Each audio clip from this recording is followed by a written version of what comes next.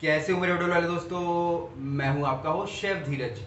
हम लोग आज टॉपिक लेने वाले हैं फूड वेस्टेज के बारे में। जनरली हम लोग समझते हैं फूड वेस्ट होता है कि जब खाना बन जाता है उसके बाद उसको गार्बेज या डस्टबिन में नहीं फेंकना चाहिए। और जनरली जो कि पहली बार इस फील्ड में एंटर करते हैं वो क्लाउड किचन के ऑनर, जिनका कोई भी हॉस्पिटैलिटी या होटल रेस्टोरेंट से बैकग्राउंड नहीं होता, कॉलेज के बच्चे या शेफ लोग जिन्होंने कभी इस चीज़ पे ध्यान नहीं दिया होता है, उनको आज मैं बताने वाला हूँ कि जो फूड वेस्टेज होती है वो एक्चुअल में ये तो है, इसके अलावा भी है जो कि छुपी हुई होती है। अब वो कहाँ कहाँ पे छुपी हुई होती है वही आज हम लोग पूरी इस वीडियो में बात करने वाले हैं, क्योंकि अभी तक मैंने कुछ भी इस टॉपिक को अब तक नहीं लिया था। बाकी इसके कई सारे पार्ट्स धीरे धीरे और आएंगे ताकि आप डिटेल्ड में चीज़ें समझ पाएँ।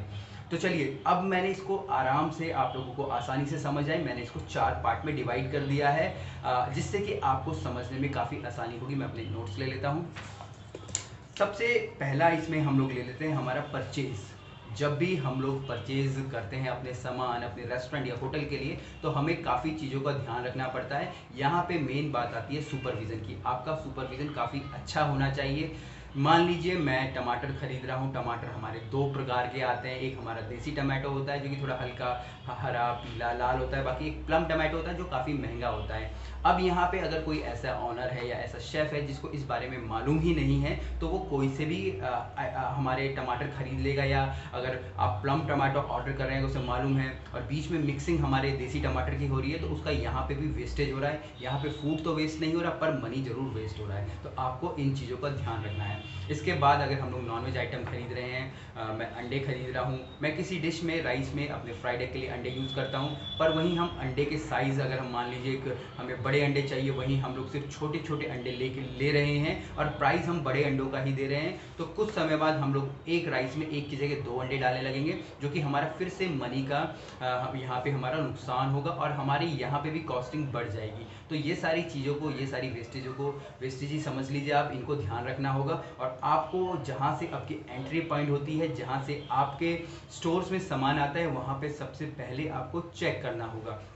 इसका एक उदाहरण मैं और लेता हूँ, हमारा नॉनवेज। जब भी हम लोग नॉनवेज ऑर्डर करते हैं, मान लीजिए मेरा चिकन है और मैं तंदूरी चिकन देता हूँ।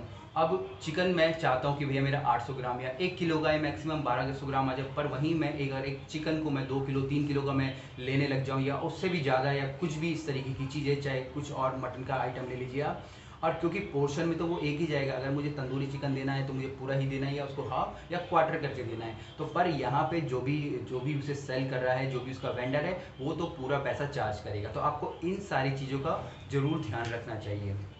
उसके बाद जो दूसरी स्टेज आती है वो आती है हमारी प्रिपरेशन की। प्रिपरेशन से मतलब है कि खाना बनाने से पहले हम चीज़ों की तैयारी कर रहे हैं। यहाँ मैं सबसे पहले लेता हूँ हमारा वेज आइटम के बारे में। मान लीजिए मेरे पास प्याज है, मैं प्याज काटने की कोशिश करता हूँ।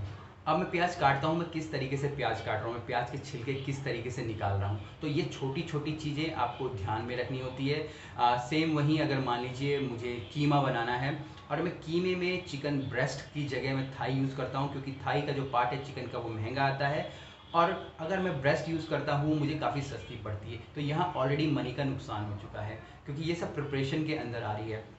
अब कई सारी चीज़ें, जैसे मान लीजिए हमारी कैरेट है या हमारी ऐसी सब्जियां जिनको कि हम लोग कहीं और यूज़ कर सकते हैं, जैसे कि उनके छिलके हो गया, जिनको कि हम लोग स्टॉक्स में यूज़ कर सकते हैं। कई सारे सब्जियों के पत्ते हो गए जिनको कि हम लोग कहीं दूसरे सैलेड्स में यूज़ कर सकते हैं, गार्निश के रूप में यूज़ कर सकते हैं। पर अगर हमारे पास यहाँ प्रॉपर ट्रेंड स्टाफ ना हो या हमें खुद ही ना पता हो, तो हम उन चीज़ों का नुकसान करते हैं और उनको भी गार्बेज में फेंकते हैं। जब कुछ भी चीज़ गार्बेज में जाती है तो वो एक तरीके से वेस्टेज ही होती है। अब जैसे कि मैंने बोल दिया कि भैया मैं क्रीम यूज़ करता हूँ अपने खाने में, प्रिपरेशन में मैं कुछ बर्गर्स बना रहा हूँ या मैं कुछ ही बना रहा हूँ। अब यहाँ पे अगर जो बर्गर के अंदर जो मिक्सचर में क्रीम डालूंगा, क्रीम मैं कौन सी यूज़ कर रहा हूँ। क्रीम कई प्रकार की होती है, सिंगल क्रीम, डबल क्रीम। जो क्रीम है उसका प्राइस काफ़ी कम होता है, जो डबल क्रीम होती है, हैवी क्रीम होती है, उसका प्राइस ज़्यादा होता है, पर टेस्ट लगभग सेम ही लगा लीजिए आप।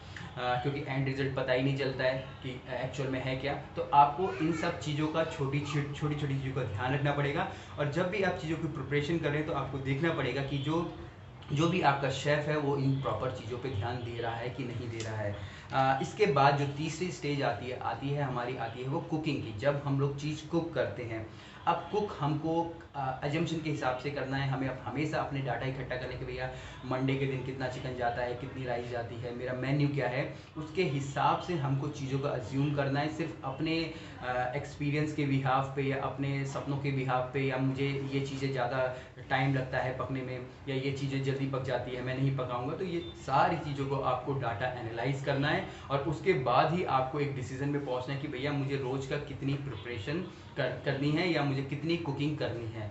और जब आप कुकिंग कर रहे हैं तो आप, जैसे कि कई सारी चीज़ें होती है, कुकिंग मेथड्स हम लोग बात करते हैं, कई सारी, जैसे कि मान लीजिए दाल है जिनको कि पकने में काफ़ी समय लगता है, तो आपको यहाँ पे अपने कुकिंग मेथड्स को भी बदलना होगा, उन्हें पहले से भिगा के रखिए। कई सारी दाल डायरेक्ट डाल के आप उबालते हैं, उबल जाती है, पर वहीं अगर आप उनको भिगा के रखेंगे तो उनको गैस कम लगेगी और पकने में थोड़ा कम ही समय लगेगा, आपका भी समय बचेगा। तो ये सारी चीज़ें आप कुकिंग में कर सकते हैं और यहाँ पे आप फूड तो नहीं वेस्ट कर रहे हैं, पर पैसा आप ज़रूर बचा रहे हैं अपनी कंपनी के लिए, अपने लिए और अपने ऑनर के लिए।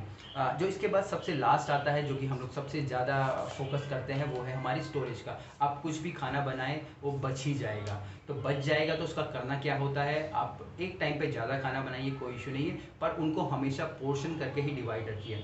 जैसे कि मान लीजिए मेरे पास एक टमाटो सॉस है, मैंने 20 किलो बना दिया, तो मैं उनके पैकेट्स बना सकता हूँ, मैं 1-1 किलो के पैकेट्स बना सकता हूँ, या इससे भी महंगे आइटम, जैसे कि मान लीजिए मेरा चिकन टिक्का हो गया, तंदूरी चिकन हो गया, कोई भी ग्रेवी वाला चिकन हो गया, तो मैं उनको पर पोर्शन के हिसाब से, लेकिन आपको इसमें ध्यान रखना है कि आपको जैसे ही अपने आइटम बनाए उसको जल्दी से जल्दी आइस बाथ के अंदर ठंडा करना है और उसके बाद उसके पैकेट्स बना के उनको फ्रोज़न करना है। फिर उसके बाद जिस हिसाब से आपकी चीज़ों का रोटेशन है, मान लीजिए एक दिन में आपके पास 10 ऑर्डर आते हैं तो 10 आप अपने फ्रिज के अंदर रखिए, बाकी सब आप फ्रोज़न रख दीजिए।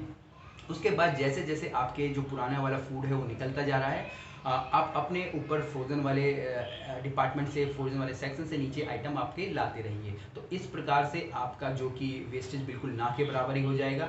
और मेन इसमें इन सारी चीज़ें जितने भी मैंने पॉइंट बताए वो आपके सुपरविज़न की, अगर आप सुपरविज़न अच्छे से कर रहे हैं तो आपकी चीज़ें कम से कम वेस्ट होगी, प्रॉपर कुकिंग टेक्निक्स लगाएंगे और जो चीज़ें ख़राब हो सकती है, रीयूज़ हो सकती है, उन्हें रीयूज़ करेंगे। अब यहाँ पे एक हमेशा आपको एक ऐसी डिश रखनी है जो कि आपकी बची हुई चीज़ों का हमेशा इस्तेमाल हो। जैसे कि आपके राइस हमेशा बच जाते हैं, तो आप मेन्यू में हमेशा एक ऐसी डिश रखिए जो कि कहीं ना कहीं यूज़ है। जैसे कि मान लीजिए आप दही वाले चावल रख सकते हैं, खीर रख सकते हैं, या फिर आपकी चावल की रोटियाँ रख सकते हैं, कुछ भी क्रिएटिव हो गया, आप कुछ भी कर सकते हैं। तो ये सारी चीज़ें, बाकी यहाँ पे 2 मेथड होते हैं जिनको कि हम लीफो और फीफो कहते हैं। फीफो का मतलब फर्स्ट इन फर्स्ट आउट, आपको हमेशा पहले चीज़ वो यूज़ करनी है जो पहले आई है। इससे होगा क्या कि आपके जो स्टोर्स में एक्सपायरी आइटम है वो होगा नहीं और वो जल्दी ख़त्म होगा और आपके पैसों का कम नुकसान होगा। दूसरा होता है हमारा लीफो, LIFO, लीफो। भैया जो आइटम बाद में आया है क्योंकि वो हमें सस्ते में मिल गया है, मान लीजिए हमें 50 किलो टमाटर मिल गए हैं जो कि सस्ते में मिल रहे थे, हमने ले लिए, जो कि हम लोग 1 महीने तक इस्तेमाल कर सकते हैं, तब उनको भी हमें पहले ही इस्तेमाल करना है। या यहाँ पे कोई भी टिन, डेयरी कैसा भी प्रोडक्ट हो सकता है। और यहाँ पे आपको जो नॉन वेज आइटम होता है स्पेशली उनके बारे में सबसे ज़्यादा एहतियात बरतनी पड़ती है क्योंकि वही सबसे ज़्यादा महंगे होते हैं। तो उम्मीद करता हूँ आपको इस छोटी सी वीडियो से काफ़ी कुछ ज्ञान मिल गया होगा और आपको उन छुपी हुई फूड वेस्टेजेस के बारे में पता चला होगा जिनके के बारे में आज तक आप सोचते नहीं। तो ये सारी चीज़ें हैं। बाकी इसके जो मैंने आपको चीज़ें बताई हैं प्रिपरेशन या कुकिंग के बारे में, मैं डिटेल में और वीडियोस लाता रहूँगा ताकि आप अंदरूनी अंदर तक उसमें घुस पाएंगे। कुछ भी क्वेश्चंस हो, कमेंट्स हो, मुझे आप नीचे लिख के बता सकते हैं। बाकी आप चाहें तो मेरे क्लाउड किचन का कोर्स भी परचेज कर सकते हैं। चलिए फिर मिलेंगे एक नए वीडियो में, तब तक के लिए जय हिंद।